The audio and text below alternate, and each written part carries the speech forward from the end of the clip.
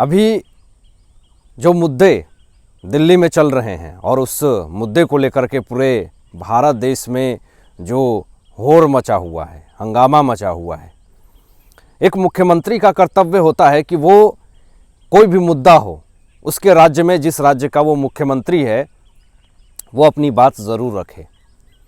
लेकिन ताज्जुब तब होता है जब उस मुद्दे को नज़रअंदाज करके एक ऐसे मुद्दे पे बात की जाए जिसका ज़रूरत तो है उस राज्य में, लेकिन जो अशांति का माहौल फैला हुआ है, जो अशांति का पूरा आवागमन चल रहा है, क्या उस पे बात करना एक मुख्यमंत्री के लिए सही नहीं होगा?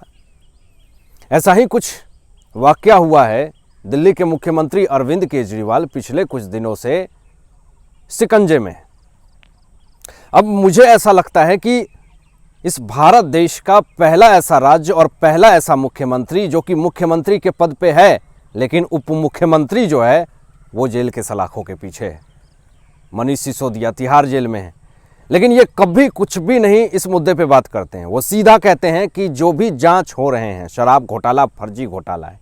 सवाल एक है अरविंद केजरीवाल जी से कि अगर शराब घोटाला फर्जी घोटाला है तो बार बार राउज एवेन्यू कोर्ट से झटका क्यों मिल रहा है? मनीष सिसोदिया को सवाल खड़े होते हैं। खैर, ये तो अपने आप में एक अलग कहानी है जो चल रही है, लेकिन जो दूसरी कहानी यहाँ पे शुरू हुई है ऑपरेशन शीश महल को लेकर के, जो पूरे देश में हंगामा हो रखा है, और इस मामले में अरविंद केजरीवाल कुछ नहीं बोलना चाहते हैं। ये कहानी मैं बात करने के लिए नहीं आया हूँ कि 45 करोड़ रुपए इन्होंने शीश महल में क्यों लगवा दिए। मैं ये बात नहीं करने आया हूँ कि 8 लाख रुपए के पर्दे क्यों अरविंद केजरीवाल ने लगा रखे हैं।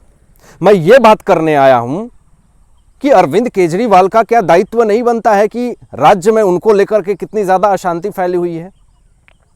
जो आम आदमी पार्टी का ढोंग रचते हैं और ये कहानियाँ सुनाते हैं कि मैं एक आम आदमी हूँ, एक आम जिंदगी जीता हूँ, और अंदर में आप लेविश लाइफ जी रहे हैं, तो कहीं ना कहीं जनता के सेंटिमेंट के साथ आप धोखा कर रहे हैं।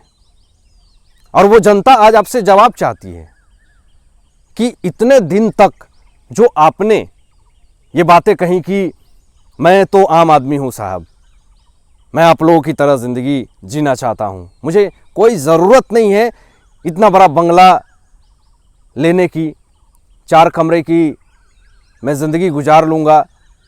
हाँ, लेकिन 400-500 लोग आएंगे तो उसके लिए जगह तो चाहिए। मुख्यमंत्री काम कैसे करेगा? दफ्तर तो चाहिए। मतलब इनडायरेक्ट वे में उस समय भी अरविंद केजरीवाल के दिमाग में भ्रष्टाचारिता था। तभी तो वो भरे सम्मेलन में जनता को मूर्ख बना रहे थे और जनता शोर कर रही थी। उस वक्त उनके झांसे में आ गई, कुछ नहीं समझी। लेकिन धीरे धीरे जो पर्दा उठना शुरू हुआ है अरविंद केजरीवाल के मुखौटे से, परेशान हैं। 1 महीने से प्रेस कॉन्फ्रेंस नहीं किया, और प्रेस कॉन्फ्रेंस किया तो क्या कहानी आया वो तो आपको मैं बताऊंगा। लेकिन ये 9-9.5 मिनट की प्रेस कॉन्फ्रेंस थी पिछले दिनों, और उस प्रेस कॉन्फ्रेंस में उनका चेहरा बिल्कुल उतरा हुआ था। वो अरविंद केजरीवाल जो हंसमुख, हमेशा खुश रहने वाले, अचानक आखिर क्या हो गया कि उनको दुख का सामना करना पड़ा। एक पत्रकार हूं तो पत्रकार के तरीके से सवाल पूछूंगा कि क्या अरविंद केजरीवाल जी आपका ये दायित्व नहीं बनता है कि राज्य में जनता में आक्रोशित है आपको लेकर के जो माहौल उत्पन्न हो रहा है, क्या आपको इस पे बयान नहीं देना चाहिए? आपने प्रेस कॉन्फ्रेंस किया, लेकिन उसमें एक बार भी आपने जिक्र नहीं किया कि शीश महल को लेकर के जो मुद्दाएं उठ रही हैं, जो बातें उठ रही हैं, उसको लेकर के आपने थोड़ा भी जिक्र नहीं किया। क्या ये बात कहीं ना कहीं अपने आप में शर्मनाक नहीं है? 9 मिनट की आपने प्रेस कॉन्फ्रेंस की, उसमें आपके चाटुकार मीडिया वाले आते हैं और जो सवाल कहे गए हैं वही सवाल पूछे गए, अलग से कुछ नहीं पूछा गया। तो सवाल तो आपसे पूछे जाएंगे।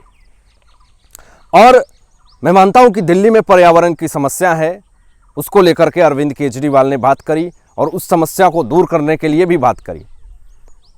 ये आपकी सोच है, लेकिन एक राज्य में अशांति का माहौल है, आपका इस पे बात करना क्या दायित्व नहीं बनता है? 2 पत्रकार ने सवाल पूछे और दोनों सवाल वही पर्यावरण से रिलेटेड। उन्होंने शीश महल के मुद्दे पे बात ही नहीं की। तो ये कहीं ना कहीं अपने आप में दोहरा चरित्र है और कहीं ना कहीं उस माहौल को नज़रअंदाज करने की कोशिश है जिसमें अरविंद केजरीवाल शिकंजे में फंसे हुए हैं। अच्छा, ये लोग इतना शातिर हैं, इतना माइंड गेम खेलते हैं कि इन्हें पता है कि हमें कैसे इन सब सिचुएशन से निकलना है, और इनको भी ये पता है कि आने वाला जो समय है, लोकसभा चुनाव है, उसमें प्रेशर बहुत ज़्यादा हो गया है और इनकी सत्ता जाने वाली है, तो बौखला रहे हैं। इनके कार्यकर्ता, चाहे वो महिला कर्मी हो चाहे पुरुष कर्मी हो, पत्रकार से मारपीट कर रहे हैं। इतना नीचे आप कैसे गिर सकते हैं? ये है आपकी आम आदमी। ये आम आदमी नहीं, ये तो भाई साहब खास आदमी है। ये तो पूरी जिंदगी लेविश लाइफ में जीने की कोशिश कर रहा है। अब यहाँ पे बात करते हैं कि अभी तो टैक्स पेयर काउंसिल ने एक चिट्ठी लिखी है एलजी को, और यहाँ पे साफ तौर पे पूरे ब्यौरा का जांच मांगा है कि 45 करोड़ रुपए आपने कैसे खर्चा कर दिए, कहाँ से कर दिए, पूरा आप इस पे जितना भी आपका डॉक्यूमेंटेशन है, अकाउंटेबिलिटी है, सब की जांच करेंगे। फरफरा रहे हैं, अतिशी बोल रही हैं कि ये आपके दायरे में आता ही नहीं है। क्यों आप फरफरा रहे हैं? क्यों आपको दिक्कत हो गई है? अगर आप सही हैं तो सारे डॉक्यूमेंटेशन आप दिखाएं।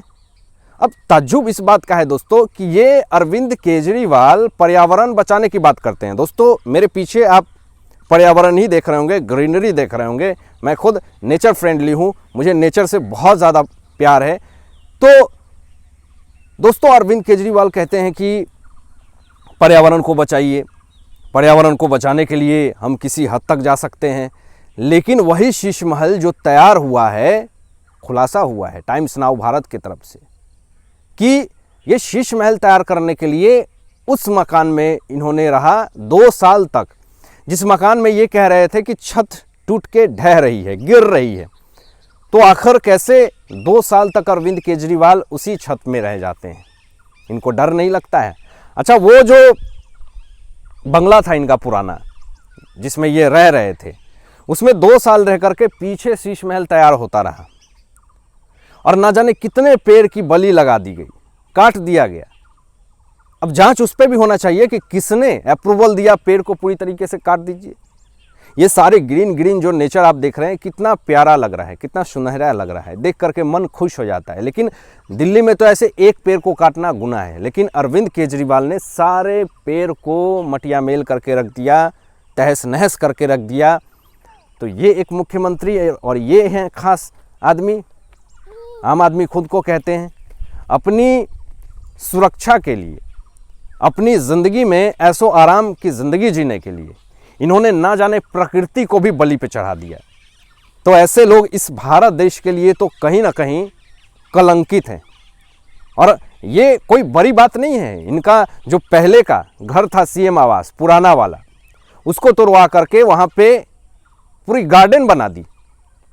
तो मुगल गार्डन, और ये तो तानाशाह वाली बात हो गई कि जो मुझे अच्छा लगेगा वही हम करेंगे, जो मेरे अंदर सोच है वो चीज़ मैं करूँगा, मैं मुख्यमंत्री हूँ। और एक बार उन्होंने बयान दिया था दोस्तों, और उस बयान में उन्होंने ये बात कही थी कि मैं दिल्ली का मालिक हूँ, मैं जो चाहे वो कर सकता हूँ। तो ये हैं दिल्ली के मालिक, दिल्ली के जनता के लिए कुछ नहीं सोच रहे हैं, लेकिन अपने लिए जितना हो सकता है सोच रहे हैं। इनकी पत्नी सुनीता केजरीवाल 1-1 लाख का मंदिर लेती हैं घर में। क्या भगवान को 1 लाख रुपए के मंदिर खरीद के घर में लाएंगे तो ही भगवान खुश होंगे? आपकी विचारधारा इतनी नीचे कैसे गिर सकती है? तो कहीं ना कहीं अरविंद केजरीवाल जो हैं वो पूरी तरीके से एक्सपोज हो चुके हैं। उनका विचार बिल्कुल भ्रष्ट हो चुका है, और जो शुरुआत पहले अरविंद केजरीवाल ने करी थी मुख्यमंत्री पद पे, वो आज कहीं ना कहीं पूरी तरीके से ख़त्म होता हुआ गया है। आम जनता के सोच के साथ खिलवाड़ किया गया है, उनके सेंटिमेंट के साथ खिलवाड़ किया गया है।